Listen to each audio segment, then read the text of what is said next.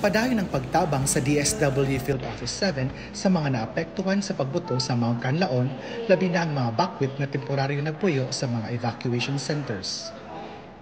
Aron matubag ang mga daling panginahanglanon sa mga internally displaced families, ang DSWD nihatag og mga family food packs ug mga non-food items sama sa hygiene kits, sleeping kits ug family clothing kits.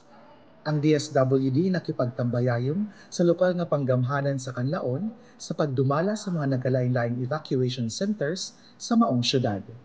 Sa padakaron, adunay siyam ka mga evacuation centers nga labaw sa 1,000 nga mga internally displaced families nga temporaryo nagpuyo niini.